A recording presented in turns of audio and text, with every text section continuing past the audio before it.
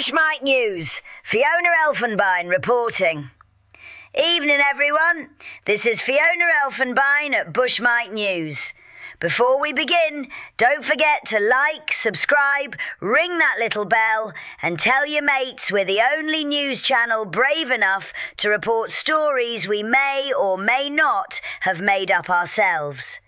Now, tonight's top story. Fresh controversy has erupted after the United States Congress reportedly refused former President Donald Trump permission to build his much-discussed Golden Ballroom.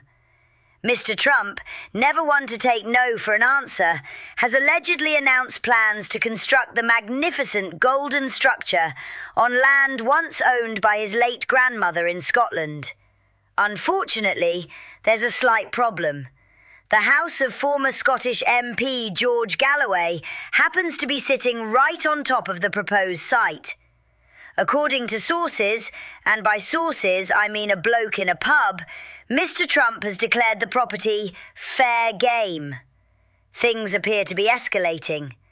During a recent episode of Mother of All talk shows, George Galloway, while interviewing a slightly heavier-looking Edward Snowden, responded in what witnesses described as a very strong Scottish accent.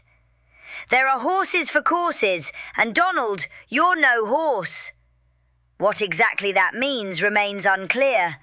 Experts in Scottish sayings have so far refused to comment. Moving on.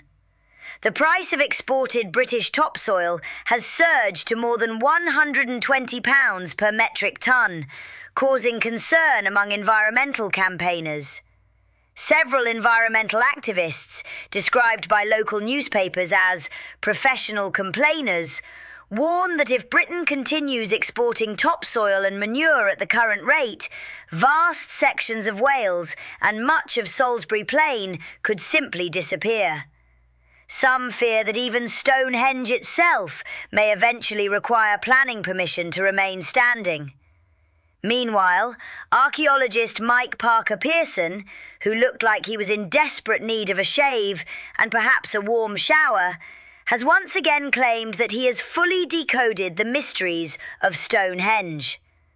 This is despite the fact that English heritage never actually allowed him to move, alter, or experiment with the monument itself. Professor Pearson further claimed that the late Queen Mother had already rearranged all the sarsen stones years ago, a statement that historians have described as unexpected. Whether the professor has uncovered a remarkable historical secret or simply spent too much time staring at ancient rocks remains a matter of debate. And on that archaeological bombshell, we must leave you. I'm Fiona Elphenbein, and this has been Bushmite News. Remember, if it sounds completely ridiculous, there's a good chance you're watching the right channel. Good night, and mind the pigeons.